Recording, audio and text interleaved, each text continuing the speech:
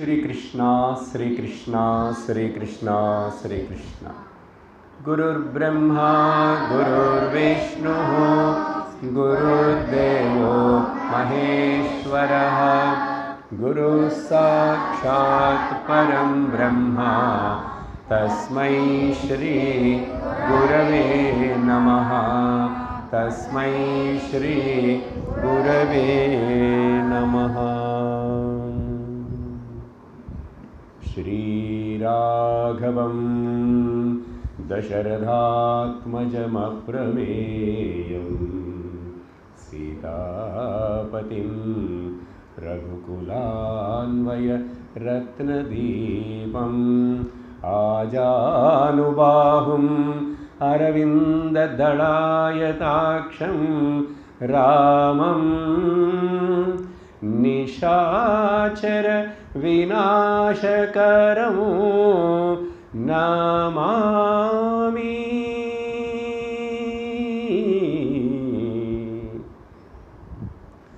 श्रीराम जय राम जय जय राम।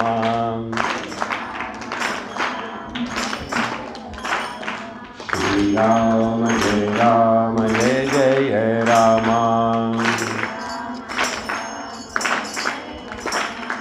श्रीराम जय राम जय जय राम।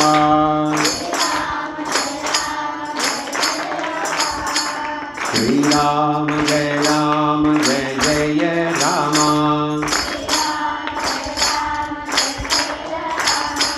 श्रीराम जय राम जय जय राम। श्रीराम जय राम जय जय राम।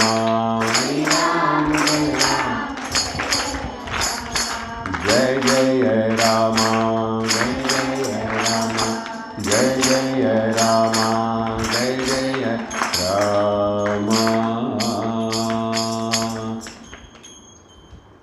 जानकीकान्तस्मरणं जय जय राम राम। सियावर रामचंद्र की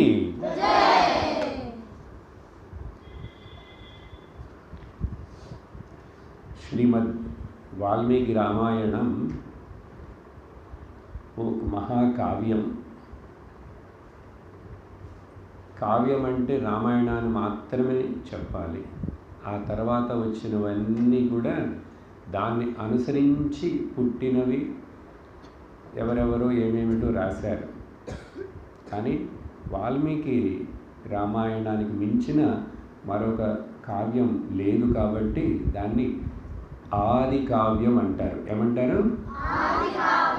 శ్రీమద్ వాల్మీకి రామాయణం ఆది కావ్యం. అక్కడ మహా అని చెప్పాం. మహాభారతం, మహాభాగవతం. ఇక్కడ ఆది అంటున్నాం. ఆది అంటే మొదలు. అదే కావ్యం అని చెప్పాలంటే. అంత చక్కటి సంస్కృతంతో వాల్మీకి మహర్షులు వారు ఈ రామాయణాన్ని రాశారు. ఎవరు రాశారు? దీంట్లో 24,000 శ్లోకాలు ఉన్నాయి. ఎన్ని ఉన్నాయి?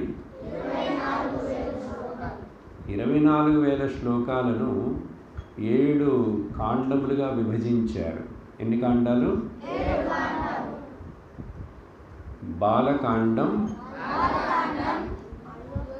అయోధ్యాకాండం, అరణ్యకాండం, కిష్కింధాకాండం, సుందరకాండం, యుద్ధకాండం, ఉత్తరకాండం. గుడ్, తెలుసు మీకు. ఒక్కొక్క కాండంలో వేరే వేరే నెంబర్ల అధ్యాయాలు ఉంటాయి. దీంట్లో ఇన్ని అధ్యాయాలు, దాంట్లో కొన్ని, ఆ నెంబర్లు మారుతాయి. అటువంటి శ్రీమద్ రామాయణం వాల్మీకులు వారు ఎప్పుడు రాశారు, ఎందుకు రాశారు? వాల్మీకులు వారు రామాయణాన్ని రాస్తున్నప్పుడే శ్రీరామచంద్ర ప్రభు కూడా జీవించున్నాడు. ఆశ్చర్యం అదే. ఆయన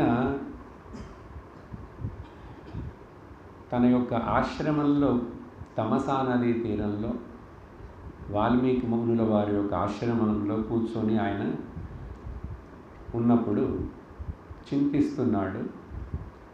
ఆయనకి ఒక మనసులో ప్రశ్న వచ్చింది. ఈ లోకంలో అన్ని సద్గుణాలు ఉన్నటువంటి మనిషి ఇప్పుడు ఎవరైనా ఉన్నారా? అన్ని సద్గుణాలు ఉన్నటువంటి మనిషి ఇప్పుడు ఈ లోకంలో ఎవరైనా ఉన్నారా అని సందేహం వచ్చినప్పుడు చింతిస్తుంటే అనుకోకుండా నారద మహర్షులు వారు వచ్చారు. చూడండి, నారద మహర్షి యొక్క గొప్పదనం అన్ని కథల్లో, అన్ని పురాణాల్లో, అన్ని చోట్ల వస్తూనే ఉంటాడు. ఆయన అనేక మందికి గురువు. మనమే వింటున్నాం కదా, ధ్రువుడికి నారదులు వారు గురువు, ప్రహ్లాదుడికి నారదులు వారు గురువు, వ్యాసుడు భాగవతం రాయటానికి కూడా ప్రోత్సహించింది నారదుల వారు. ఇంకా ఉపనిషత్తుల్లో కూడా వస్తుంది, చాందోగ్య ఉపనిషత్తులో. కానీ చాందోగ్య ఉపనిషత్తులో అక్కడ నారదుల వారి శిష్యులుగా ఉంటారు, సనత్ కుమారుడు గురువుగా ఉంటారు. ఇలా అనేక చోట్ల ఆయన గురుస్థానంలో ఉండి మార్గదర్శనం చేయటం చూస్తాం. మనందరికీ కూడా ఆ నారదుల వారు మార్గదర్శనం చేస్తున్నారు. ఎక్కడున్నారు నారదుల వారు అంటే మన కంటికి కనపడరు. కానీ ఇప్పుడు ఇక్కడ మనం రామకథ చెప్తున్నాం, నిన్నటి దాకా కృష్ణ కథ చెప్పాం. ఎక్కడెక్కడైతే భగవంతుడు కథ జరుగుతుంటుందో ఆ ప్రదేశంలో ఆంజనేయుల వారు, నారదుల వారు, మరి కొంతమంది ఆ పరమ భక్తులు, చిరంజీవులు మన కళ్ళకి కనపడరు, కానీ ఆదివాహిక దేహంతో ఉంటారు. ఉద్ధవుడు భగవాన్ శ్రీకృష్ణుడికి చాలా నచ్చినటువంటి శిష్యుడు, భక్తుడు, స్నేహితుడు ఉద్ధవుడు. ఆ ఉద్ధవుడు ఇప్పుడు కూడా హిమాలయాల్లో తపస్సు చేస్తున్నారని భాగవతం చెప్తుంది. నారదుల వారు కూడా ఈ లోకం మొత్తాన్ని ఇప్పుడు కూడా ఆయన సంచరిస్తూ అక్కడ ఎవరెవరైతే భక్తి మార్గంలో ముందుకు వెళ్ళాలని ఆశిస్తున్నారో వాళ్ళందరికీ మార్గదర్శనం చేస్తున్నారు నారదుల వారు. కాబట్టి మనందరం కూడా కథ వినాలని ఇక్కడ శ్రద్ధతోటి కూర్చున్నామా? మనందరికీ కూడా ఆ నారదుల వారు, హనుమంతుల వారు, ముఖ్యంగా ఈరోజు రామకథ మొదలు పెడుతున్నాం కాబట్టి రామకథ లోకంలో బాగా మెచ్చి నచ్చిన వాడు ఎవరంటే హనుమంతుడు. రామభక్తులో ప్రసిద్ధమైన వాడు, గొప్పవాడైన వాడు అంటే ఎవరు? హనుమంతుల వారే. ఇంకా ఆయనకి మించిన వారు ఎవరు లేరు. కాబట్టి ఆ హనుమంతుల వారికి ఎక్కడెక్కడ రామనామం, రామకథ జరుగుతుంటే హనుమంతుల వారు కూడా అక్కడ ఉంటారు, మన కంటికి కనపడరు అని భావించి మనం అంత శ్రద్ధతోటి అప్పుడు ఇక్కడ హనుమంతుల వారు ఇక్కడ ఉంటే, నారదుల వారు ఇక్కడ ఉంటే, ఉద్ధవుల వారు ఇక్కడ ఉంటే, ఏ రూపంలో ఉన్నారో వాళ్ళందరూ మనల్ని అనుగ్రహించాలి, నాలో భక్తి పెంపొందించటానికి అని చెప్పి భావించి కూర్చోవాలి కథ వినేటప్పుడు. దానికి పేరు శ్రద్ధ. సరే, అప్పుడు నారదుల వారు వాల్మీకి ఆశ్రమానికి అనుకోకుండా అట్లా వచ్చారు. పొద్దున పూట బ్రేక్ఫాస్ట్ టైంలో రాగానే వాల్మీకి వారికి చాలా సంతోషం వేసింది. రండి రండి రండి నారదుల వారు.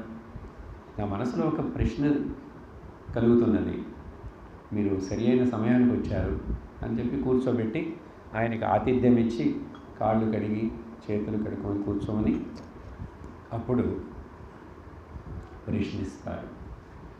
శ్రీమద్ వాల్మీకి రామాయణం ఈ ప్రశ్నతోటి, ప్రశ్న కాదు, మొదట వాల్మీకి నారదుల వారు సంధించటం, వాళ్ళ సమాగమనం, అది మొదటి శ్లోకంలో చెప్పబడుతున్నది శ్రీమద్ రామాయణంలో.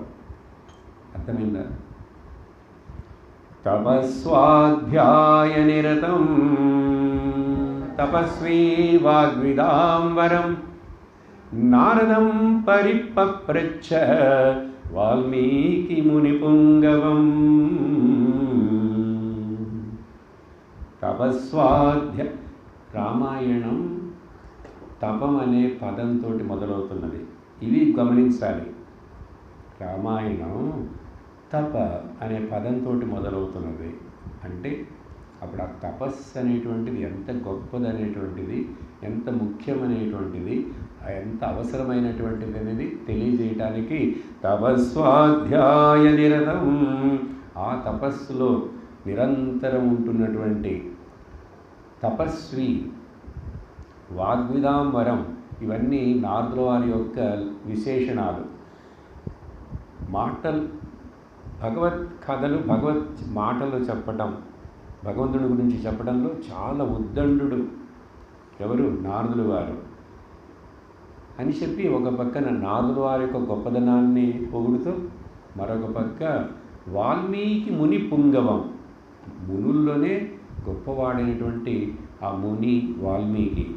తపస్వాధ్యాయ నిరతం తపస్వీ వాగ్విదాంబరం నారదం పరిపప్రచ్ఛ వాల్మీకి మునిపుంగవం. అటువంటి ఆ నారదుల వారిని ఈ వాల్మీకి ముని ఈ విధంగా ప్రశ్నించారు. ఇది మొదటి శ్లోకం. రామాయణం తపం అనే పదం. శ్రీమద్ భాగవతంలో చూసాం, బ్రహ్మదేవుడు నారాయణుడి యొక్క బొడ్డులో నుంచి వచ్చినటువంటి ఆ తామర పువ్వులో పుట్టగానే ఆయనకి ఏం చేయాలో తెలియకపోతే కొంచెంసేపు అట్లాగే కూర్చుంటే ఆయనకి వినపడింది ఆకాశవాణి, తప తప తపం చెయ్యి, తపం చెయ్యి, తపము చెయ్యి అని వినపడిందని చెప్పాను కదా. గుర్తుందా కదా? చెప్పానా లేదా? ఎవరు తలవపట్లేదే? చెప్పాను. తపం అనే పదం వినపడింది ఆయనకి. ఆ తర్వాత చాలా రోజులు తపస్సు చేశాడు. అప్పుడు శ్రీమన్నారాయణుడికి బ్రహ్మదేవుడి మీద చాలా ప్రీతి కలిగి అప్పుడు ఉపదేశం చేస్తారు. సరే, చెప్పకపోతే ఓకే, చెప్పుంటే చెప్పాను. అప్పుడు తపం ఆయనకి అక్కడ ముఖ్యంగా ఉంది, ఈ రామాయణంలో ఇక్కడ ముఖ్యంగా ఉంది. అలాగే సందర్భం వచ్చింది కాబట్టి చెప్తున్నాను.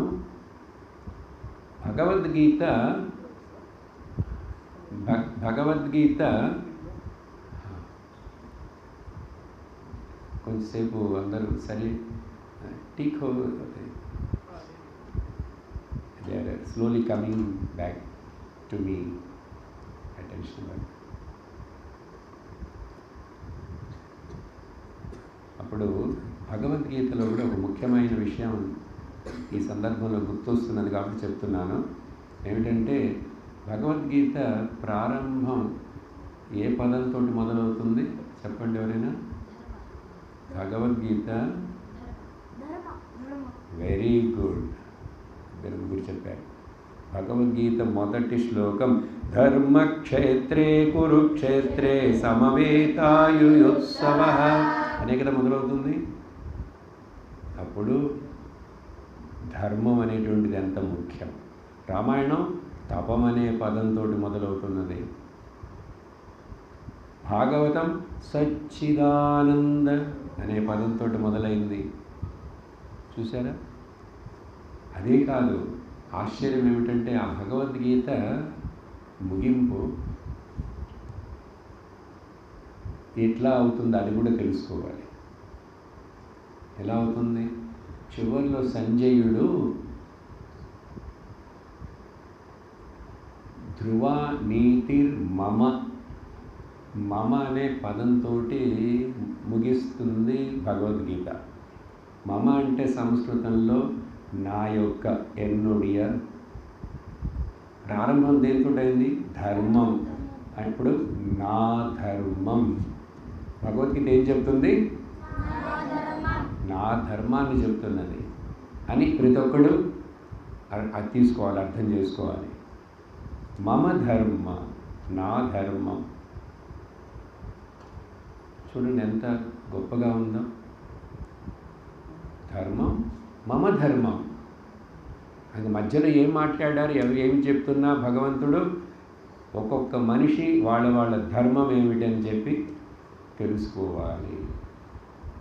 సత్సంగంలో క్లాస్లో ఉన్నప్పుడు నా ధర్మం ఏమిటి, శిష్యుడిగా విద్యార్థుడుగా చక్కగా నేరుగా కూర్చొని నేరుగా చూస్తూ శ్రద్ధతోటి వినటం.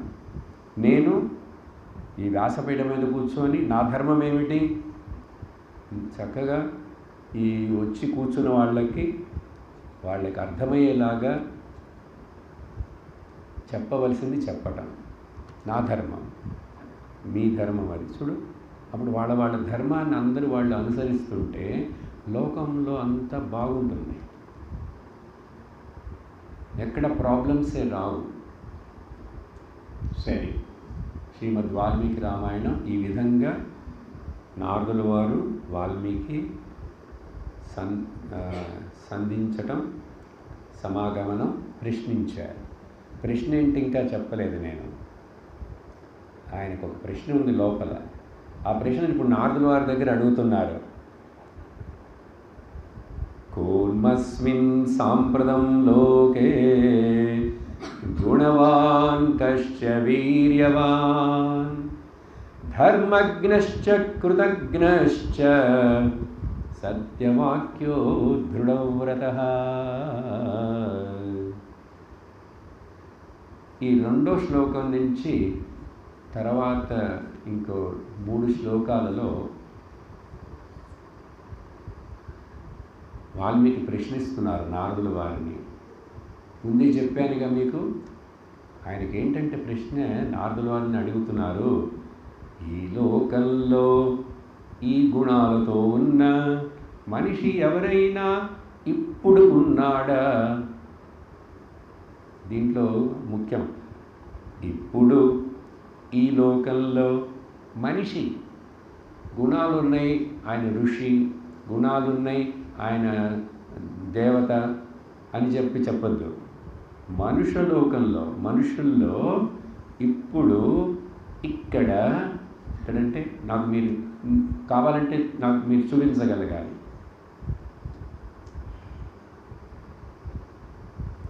आप बैठे मास्टर जी, आप बैठिए. आप वो लोग थोड़ा ठीक होता है. हाँ, हो रहा है. नहीं, बैठिए, आराम से बैठ के सुनिए. अच्छा, अभी हाँ, ప్రశ్నలు ఇక్కడి నుంచి అడుగుతున్నాడు. ముఖ్యం ఏం చెప్పాను, ఇప్పుడు ఈ క్యాంపులో ఈ 39 మంది వేద విద్యార్థులలో ఈ గుణాలు ఉన్నవాడు ఎవరైనా ఉన్నారా అని చెప్పి 16 గుణాల గురించి అడుగుతున్నాడు వాల్మీకులు వారు. 16 గుణాలు. దాంట్లో ఇప్పుడు నేను చదివిన శ్లోకంలో 4-5 ఉన్నాయి. कौन अस्मिन् सांप्रदं लोके गुणवान वीर्यवान धर्मज्ञश्च कृतज्ञश्च सत्यवाक्य परिपालकः. ఇలా ఆ తర్వాత శ్లోకానికి వెళ్ళామంటే మొత్తం 16. నాకు చెప్పండి ఎవరైనా ఉంటే, ఎందుకంటే మీరు త్రిలోక సంచారి నారదుల వారు, అందుకని మీకు తప్పకుండా తెలుస్తుంది. నేను ఇక్కడే ఈ ఆశ్రమంలో ఉండేటువంటి వాడు, నేను ఎక్కడికి వెళ్ళలేదు. మీరు అన్ని లోకాలకు వెళ్తారు వీసా లేకుండా, ఫ్రీ వీసా. అప్పుడు తప్పకుండా మీకు తెలుసుంటుంది. ఎవరు ఉంటే చెప్పండి నాకు. అలా ప్రశ్నలన్నీ అడిగిన తర్వాత నారదుల వారు సమాధానం చెప్తారు. ఉన్నాడు. ఇక్ష్వాకు వంశంలో దశరథుని పుత్రుడైనటువంటి శ్రీరామచంద్ర ప్రభు ఉన్నాడు, ఇప్పుడు రాజ్యాన్ని పరిపాలిస్తున్నాడు అని చెప్పి నారదుల వారు రాముడి గురించి సంక్షిప్తముగా బ్రీఫ్గా రామ దశరథ ఆ విషయమంతా వాల్మీకి చెప్తారు. చెప్పిన తర్వాత నారదుల వారు వెళ్ళిపోతారు. నారదుల వారు వెళ్ళిపోయిన తర్వాత ఏమైంది, అక్కడ సస్పెన్స్ కొంచెం అట్లా నిలుపుతాం కథను. ఆ తర్వాత వాల్మీకి ఆ రామాయణ మొత్తాన్ని రాశారు. ఎలా రాశారు, ఎట్లా మొదలుపెట్టారు అనేది ఒక చిన్న కథ ఉంది దానికి. అది చెప్పడానికి ముందు ఆ వాల్మీకి మహామునికి మనం నమస్కరించి ఆయన యొక్క గొప్పదనానికి, ఆయన మనకి రామాయణాన్ని ఇచ్చినందుకు ఆయనకు కూడా నమస్కరించాలి కదా. అందుకని దానికి ఒక శ్లోకం ఉంటుంది, నేను చెప్తాను వినండి. కూజంతం రామ రామేతి, సులభమే చెప్పండి. రామ రామేతి మధురం మధురాక్షరం ఆరుహ్య కవితా శాఖాం వందే వాల్మీకి కోకిలం.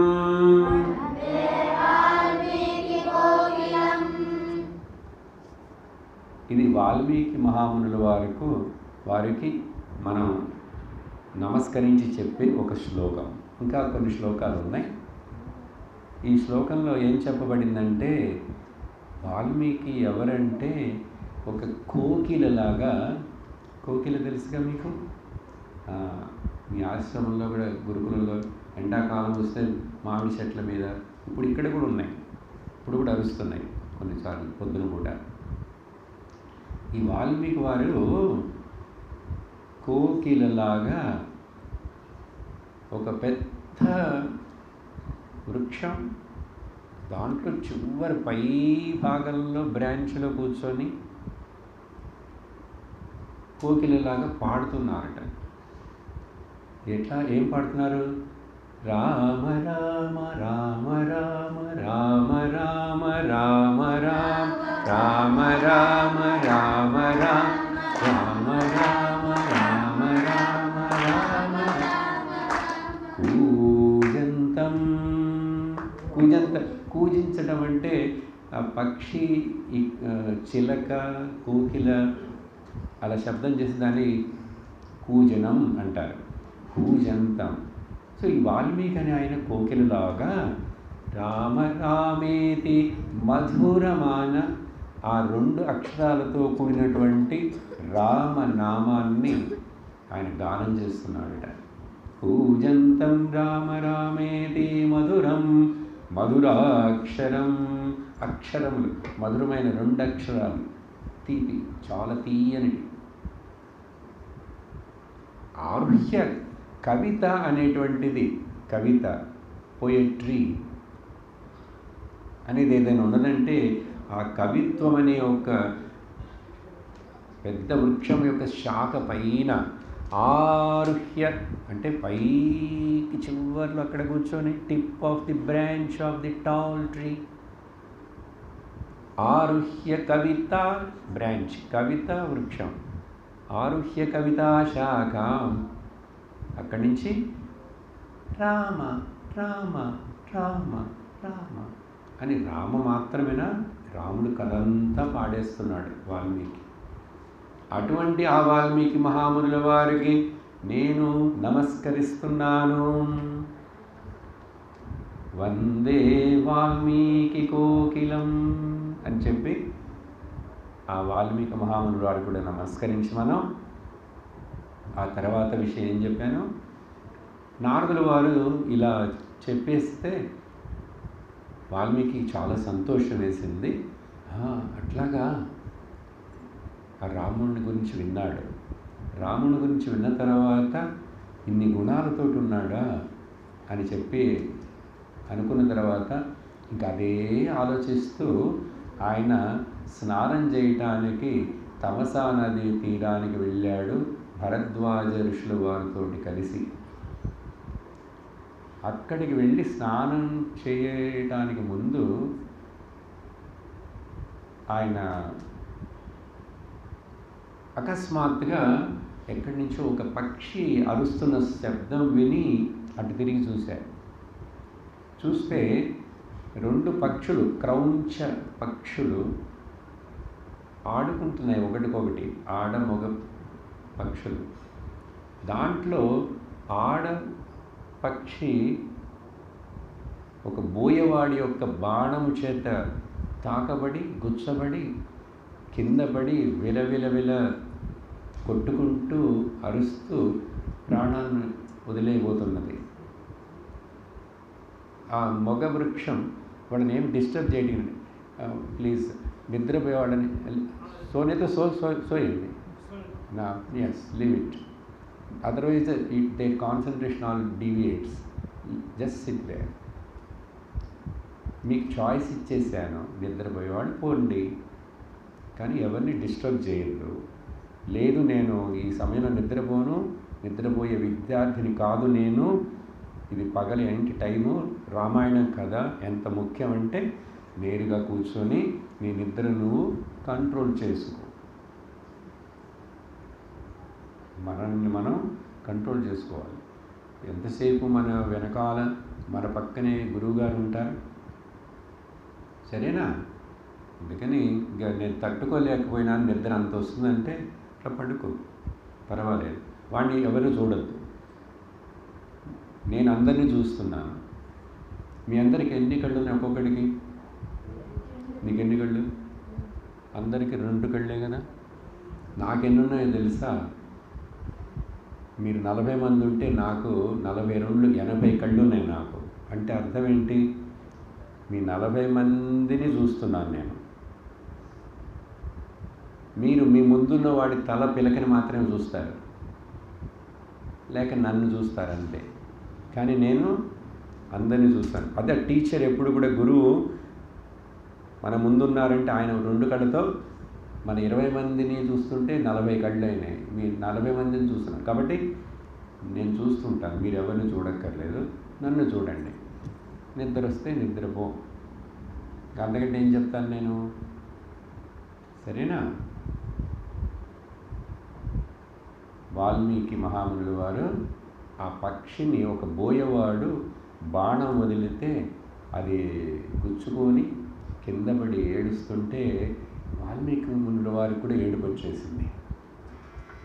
చాలా దుఃఖం కలిగింది. వెంటనే ఆ దుఃఖాన్ని, ఎందుకంటే పాపం 2 పక్షులు ఆడుకుంటున్నాయి, ఆడమొగ పక్షులు, ఎవరో బాణం వేశాడని చెప్పి వెంటనే ఆయన అట్లా చూస్తే అక్కడి నుంచి ఒక బోయవాడు వస్తున్నాడు. ఆ బోయవాడిని వెంటనే కోపంతో వాల్మీకులు వారు శపించినట్లుగా ఒక శ్లోకాన్ని చెప్పారు. ఆయన యొక్క శోకం శ్లోకంగా వచ్చింది. శోకం అంటే దుఃఖం సంస్కృతం, శ్లోకం అంటే శ్లోకం, తెలుసు కదా.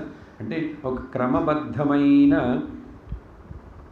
ఛందస్సులో ఆయన నోట్లో నుంచి అనుకోకుండా ఆ ఒక శ్లోకం వచ్చింది. దాంట్లో ఆ బోయవాడిని శపిస్తారు ఆయన.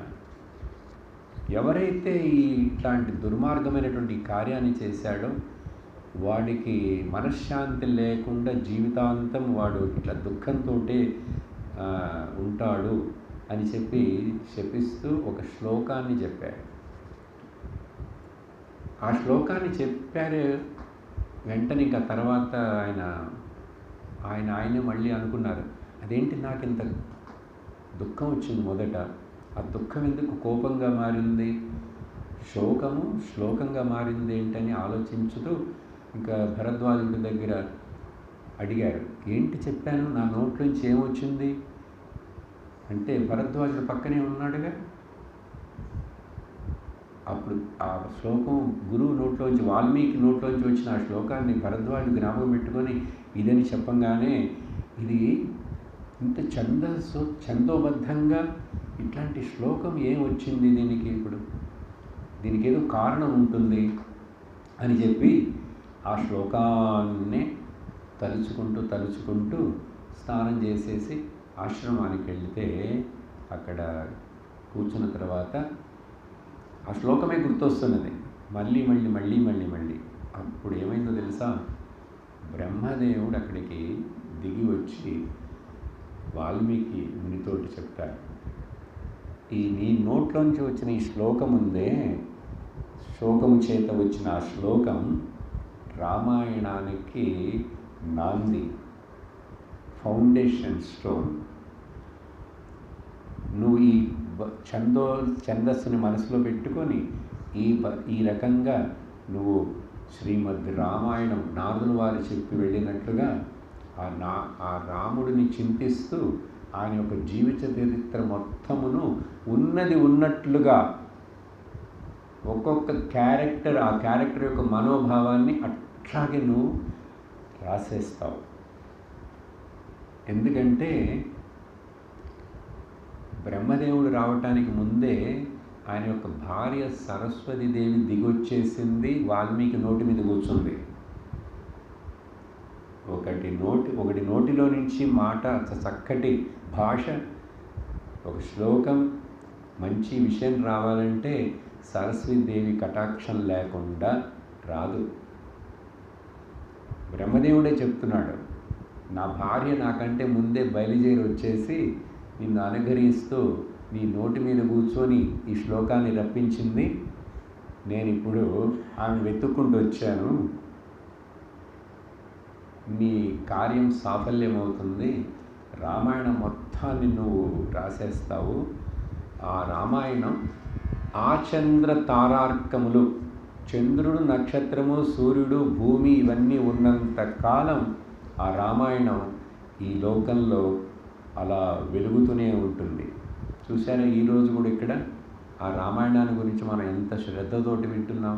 మీరందరూ ఎన్నోసార్లు ఆ టీవీలో చూసుంటారు, సినిమా చూసుంటారు, కొంచెం అక్కడక్కడ వినుంటారు, మీ బామ్మలు తాతయ్యలు ఎవరైనా చెప్పుంటారు, మీ అమ్మ నాన్నలు చెప్పుంటారు. కానీ మళ్ళీ ఇప్పుడు ఇంకా విందాం అని చెప్పి అది ఆ రుచిని కలిగిస్తుంది. అది దాని యొక్క గొప్పదనం. ఎందువలన వాల్మీకులు వారు రాశారు. ఎట్లా? సరస్వతీదేవి కటాక్షం చేత, నారదుల వారి యొక్క కృప చేత, బ్రహ్మదేవుడి యొక్క అనుగ్రహం చేత, ఇంతమంది అనుగ్రహంతో ఇవ్వబడిన చెప్పబడినటువంటి ఆ రామాయణం, దానికి ఎంత శక్తి ఉంటుంది? ఉందిగా. ప్రపంచంలో అన్ని భాషల్లో, అన్ని దేశాల్లో రామాయణం చదువుతారు.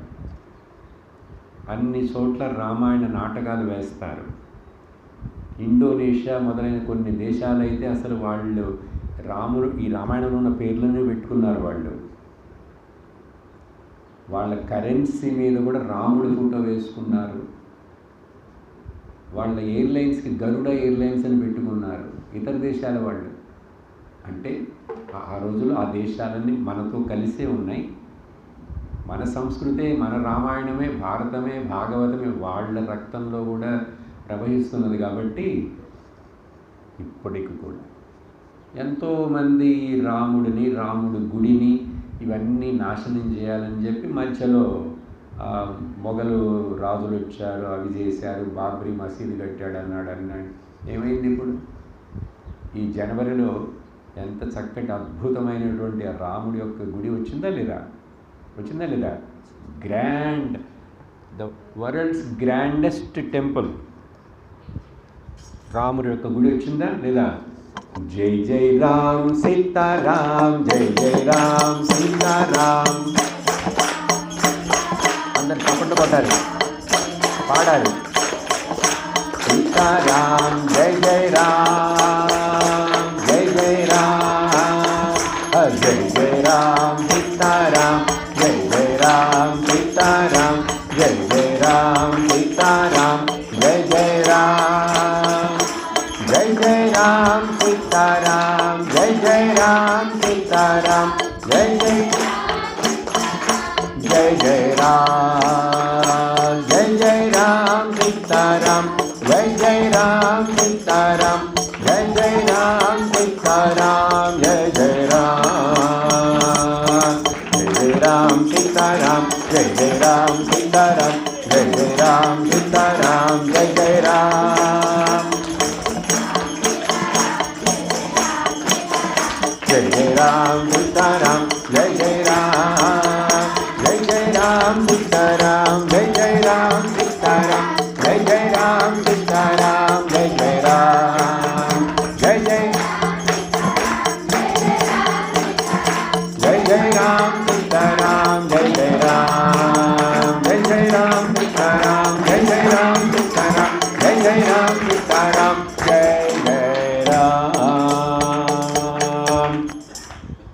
सियावर रामचंद्र की, पवन सुत हनुमान की, बोलो भाई सब संतन की।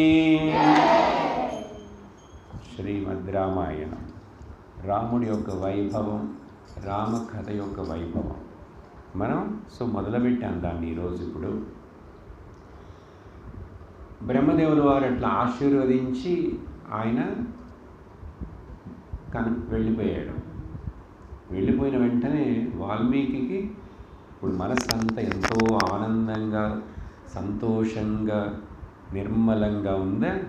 అప్పుడు ఆయన అట్లా కూర్చొని కమండలంలోంచి జలాన్ని తీసుకొని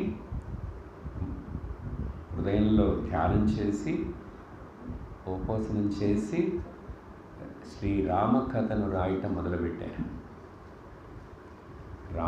రాముడి యొక్క కథను వాల్మీకి రాస్తున్నప్పుడే రాముడు రాజ్యాన్ని పరిపాలిస్తూ ఉన్నాడు. అదే రామాయణాన్ని అదే వాల్మీకి ఋషి తర్వాత ఆయన ఆశ్రమానికి వచ్చి అక్కడ పుట్టినటువంటి రాముడి యొక్క కొడుకులైనటువంటి లవకుశులకు పాడమని చెప్పి నేర్పిస్తాడు. ఈ రామాయణ శ్లోకాలు పాడటానికి చాలా చక్కగా ఉంటాయి. అలా సింపుల్గా ఒక లయతంత్ర విధముగా వాయిస్తూ పాడటానికి చక్కగా ఉండేటువంటి విధంగా ఆయన రాశాడు. అప్పుడు మొదట ఆ వాల్మీకి రామాయణాన్ని పాడి లోకానికి మొదట రాముడు ముందే రామాయణాన్ని పాడారు. రాముడు ముందే రామాయణాన్ని పాడారు. ఎవరు పాడారు? తప్పు. లవకుశులకు వాల్మీకి నేర్పించారు. ఆయన కావాలనే వెళ్ళి ఈ లోకంలో రామకథను అందరికీ చెప్పండి అని చెప్పి, ఎందుకంటే వాడిద్దరు ఇక్కడ ఈయన ఆశ్రమంలోనే పుట్టారు. రామాయణం చివరిలో కథని సీతాదేవి వాల్మీకి ఆశ్రమానికి పంపబడితే ఆవిడ అప్పుడు గర్భవతిగా ఉంది. పిల్లలిద్దరు ఇక్కడ పుట్టారు. అందుకని చక్కగా గురుకులంలో ఇక్కడ వాల్మీకి గురువు దగ్గర సేవ చేస్తూ చక్కగా పెరిగి అన్నీ నేర్చుకొని ఆ రామకథను వెళ్ళి అట్లా లోకంలో పాడుతుంటే రాములు వారు విన్నారు. ఆయన రాజభవనంలోంచి కిటికీలోంచి వింటే ఎవరో ఇద్దరు పిల్లలు చక్కగా రామకథను పాడుకుంటూ వస్తున్నారు. ఇద్దరు ఒకే రకంగా ఉన్నారు. ఇద్దరు చూడటానికి నారదుల వారిలాగా, చిన్న వీణ, ఇట్లా చక్కటి కొప్పు ముడి, పూలు, రింగుల జుట్టు, ఇద్దరు అట్లా ఉన్నారు. ఆ పాట విని రాముడికి ఆశ్చర్యమైపోయింది. వాళ్ళిద్దరిని రమ్మనండి అని చెప్పి పిలిపించి సభలో అందరి ముందు రామాయణాన్ని పాడించారు ఆయన. ఎవరు? రాముడి కథే, రాముడి జీవితంలో జరిగినటువంటి కథ. సో ఇది రామాయణం ప్రారంభమవటానికి కథ మూలం. కానీ ఇక చెప్పబోయే రామకథ అంతా బాలకాండ, అయోధ్యకాండ ఇవన్నీ ఉన్నాయే, ఆ కథలన్నీ కూడా రాముడి మీద ఆధారపడే వస్తుంటాయి. మధ్యలో అక్కడక్కడ భక్తులు వస్తుంటారు.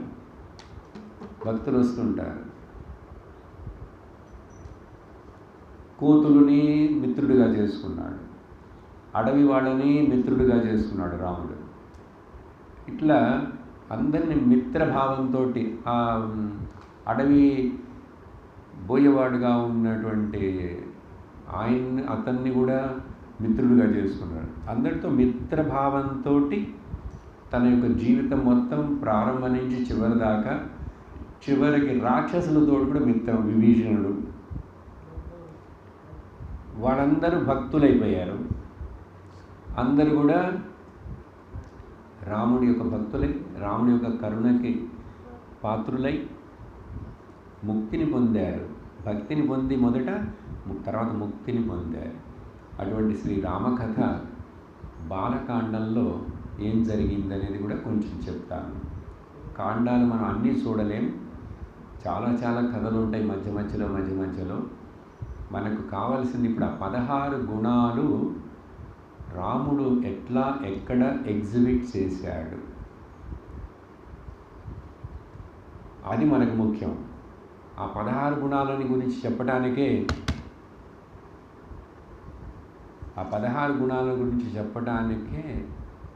వాడు ఇంక నిలుపుకోలేడు, నిద్రపోని చిన్నపిల్లవాడి. ఆ 16 గుణాలని చెప్పడమే రావణ యొక్క ముఖ్యత్వం. అక్కడ యుద్ధం, హనుమంతుల వారి మధ్యలో రావణుడు, ఆ కథ ఈ కథ, శూర్పణఖ, ఇవన్నీ ఉన్నాయి. అవన్నీ ఇంట్రెస్టింగ్గా ఉంటాయి. అన్నిట్లోనూ నీతి ఉంది నేర్చుకోవడానికి. అన్నీ చెప్పాలంటే ఎన్నో సంవత్సరాలు పడుతుంది. కాబట్టి మనం కొంచెం కొంచెం కథను వింటూ ఆ కొంచెం కొంచెం ఈ 16 గుణాలు నాలో నేను పెంపొందించుకోవాలి. రాముడు నాకు ఆదర్శం, రోల్ మోడల్. ఈ రోజుల్లో బయట ఉండే పిల్లలు, కాలేజీ పిల్లలు, స్టూడెంట్స్ అందరికీ రోల్ మోడల్స్ ఎవరు? రోల్ మోడల్ అంటే ఆదర్శం. క్రికెట్ ఆడేవాళ్ళు రోల్ మోడల్, సినిమా యాక్టర్లు రోల్ మోడల్, ఆడపిల్లలకేమో ఆ హీరోయిన్లు, వాళ్ళు ఫ్యాషన్, ఇవన్నీ కదా. సహజంగా లోకం బయట తీరంత అట్లా ఉంది. కానీ మనలాంటి ఈ ధర్మమును అనుసరించాలని ఆశించే వేద విద్యార్థులమైన మనకు, సనాతన ధర్మం మీద ఇంట్రెస్ట్ ఉన్నటువంటి మనకు ఆదర్శం ఎవరు? శ్రీరామచంద్ర ప్రభు. శ్రీరామ్ జయ రామ్ జయ జయ రామ్, శ్రీరామ్ శ్రీరామ్ జయ రామ్ జయ జయ రామ్, శ్రీరామ్ జయ రామ్ శ్రీరామ్ జయ రామ్ జయ జయ రామ్, శ్రీరామ్ జయ రామ్ జయ జయ రామ్, శ్రీరామ్ జయ రామ్ జయ జయ రామ్, శ్రీరామ్ జయ రామ్ జయ జయ రామ్, శ్రీరామ్ జయ రామ్, శ్రీరామ్ జయ రామ్ జయ జయ రామ్, శ్రీరామ్ జయ రామ్ జయ జయ రామ్, శ్రీరామ్ జయ రామ్ జయ జయ రామ్, శ్రీరామ్ జయ రామ్ జయ జయ రామ్, बोलो हनुमान की जय, बोलो हनुमान की, राम लक्ष्मण जानकी जय, बोलो हनुमान की, बोलो हनुमान की जय, बोलो हनुमान की, राम लक्ष्मण जानकी जय, बोलो हनुमान की, जय बोलो हनुमान की जय, बोलो हनुमान, जय बोलो हनुमान की जय, बोलो हनुमान की, बोलो हनुमान की। सियावर रामचंद्र की।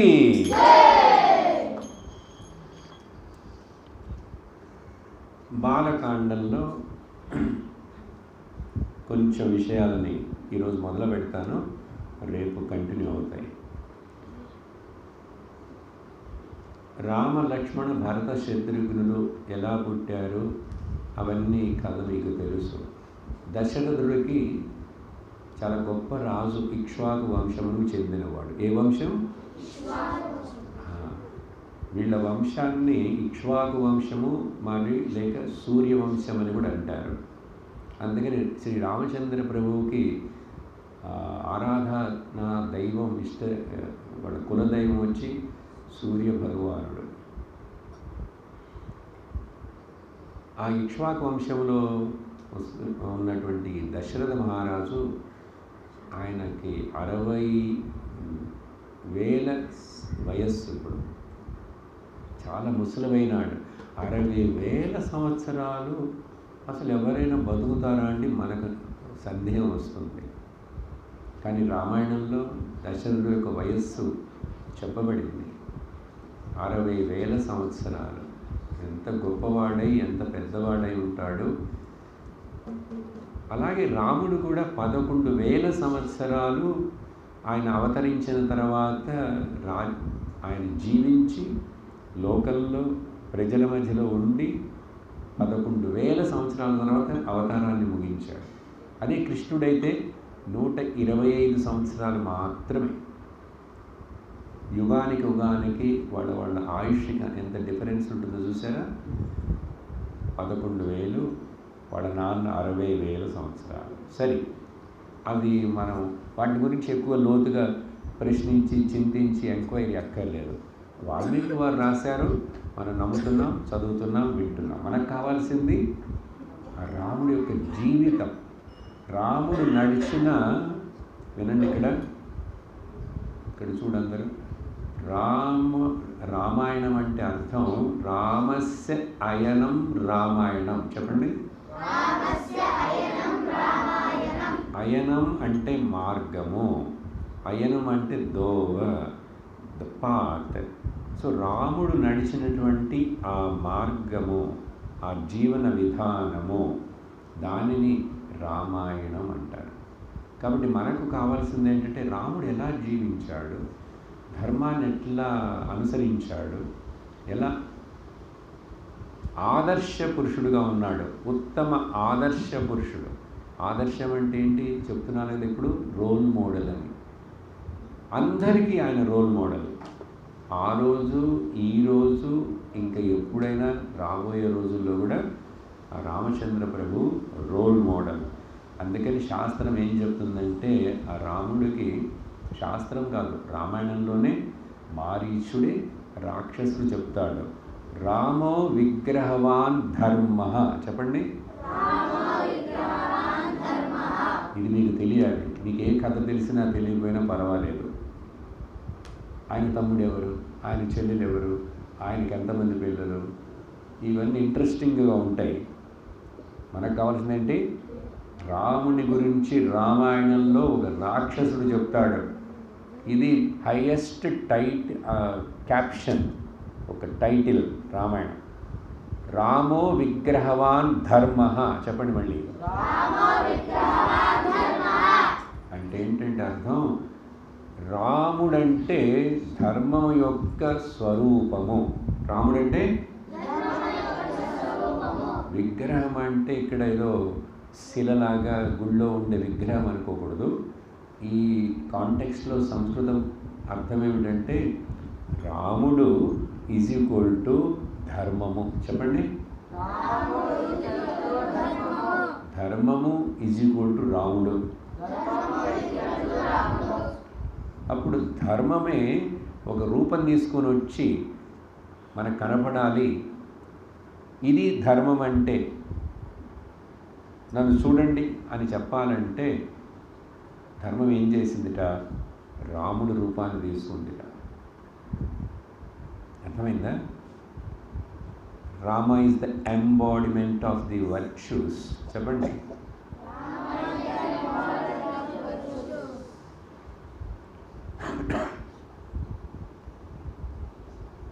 అప్పుడు రామకథ విని, రామాయణం విని నాకు ఆ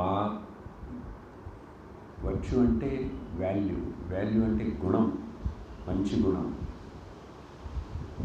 దైవ గుణములు, అది నాలో రావాలి. నాలో ఉన్నాయా? ఒకటైనా ఉందా? ఇప్పుడు 16 చెప్పబోతున్నాం, రేపటి నుంచి చెప్తాను. ఆ 16లో నా దగ్గర ఒకటి ఉందా, 2 ఉన్నాయా? రాముడిలో 16 ఉన్నాయి. వాల్మీకి 16 గురించి అడిగితే నారదుల వారు దగ్గర 40-50 చెప్తారు. నేను అడిగింది 16. 16 అంటే ఇంకా నాకు తెలుసు, ఆయన నేను నేరుగా చూశాను, ఆయన జీవితం అంతా తెలుసు నాకు. ఆయనలో 40 గుణాల పైన చెప్తాడు నారదుల వారు. కాబట్టి రేపటి నుంచి మనం ఈ రాముడి యొక్క గుణములను చూస్తూ కథను చూస్తాం. ఎట్లా రాముడు వారి గుణాలన్నింటినీ ఆయా కథల్లో అక్కడక్కడ ఆయన జీవితంలో ప్రదర్శించాడు అని. అర్థమైందా? నిన్న భాగవతం అదంతా చెప్పేటప్పుడు మొన్న ఒక విషయాన్ని చెప్పి నిలిపాను మీకు. దాన్ని చెప్పి నిలిపేస్తాను ఇప్పుడు. ఏమిటంటే మంచివి అందరికీ వినటానికి అవకాశం దొరకదు. మంచిని విన్నా కూడా అందరూ ఆ మంచిని గుర్తుపెట్టుకోరు. మంచిని విన్నాను, గుర్తుపెట్టుకున్నాను, కొంతమంది అనుసరించరు. ఇప్పుడు నేను ఎక్కడ ఉండాలి? మనందరూ మీరు ఎస్టిమేషన్ ఎంచుకుంటే నాకు మంచి వినటానికి ఎంతో అవకాశం దొరికింది. ఆ విన్న మంచిదాన్ని నేను బాగా గుర్తుపెట్టుకుంటాను. ఆ గుర్తుపెట్టుకున్న మంచినంతా కూడా నేను అనుసరిస్తాను అనే కదా చెప్పాను ఆ రోజు. అలా అనుసరించాలి. ఈ విషయాన్ని ఒక చిన్న 2 లైన్ల ఇంగ్లీషు పాట చెప్పి ముగిస్తాను. మంచిని ఎప్పటి నుంచి అనుసరిస్తావు? హైదరాబాద్ వెళ్ళిన తర్వాతనా? 20వ తారీఖు, 18వ తారీఖు. ఏం చెప్పాను? ఎప్పుడు అనుసరించాలి? ఇప్పుడు ఇక్కడ. ఇప్పుడు ఇక్కడ అనేది do it now, do it now, do it, do it, do it now. నా క్లాప్స్ వద్దు, పాడండి. క్లాప్స్ కొడుతున్నారు, కొంతమంది నోరు తెరవట్లేదు. రామనామం కూడా చెప్పట్లేదు, ఇటువైపు సౌండే రావలేదు నాకు. క్లాప్స్ తర్వాత రామనామం ముఖ్యం. రేపు క్లాప్స్ కొడదాం. Do it now, do it now, do it, do it, do it now. Do it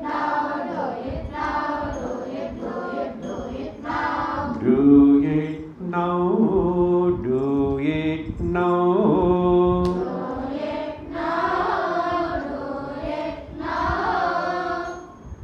Today only is yours.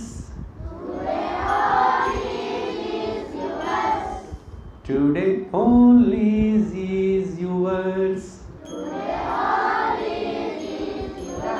That yours word దగ్గర మైన్ అని చెప్పుకోవాలి. ఈ రోజు మాత్రమే నాకు చెందిన రోజు, ఈ గంట, ఈ నిమిషం మాత్రమే నాకు చెందిన సమయం. Today only is yours. Do it now, do it now, do it, do it, do it now, do it now, do it now. Today only is yours. Today only is yours. Today only is yours. This is only Pallavi. Sharanam రేపు చెప్తాను. ఓం లోకాః సమస్తాః సుఖినో భవంతు. లోకాః సమస్తాః సుఖినో భవంతు. లోకాః సమస్తాః సుఖినో భవంతు. ఓం శాంతి శాంతి శాంతి. హరి ఓం శ్రీ గురుభ్యో నమః. హరి ఓం.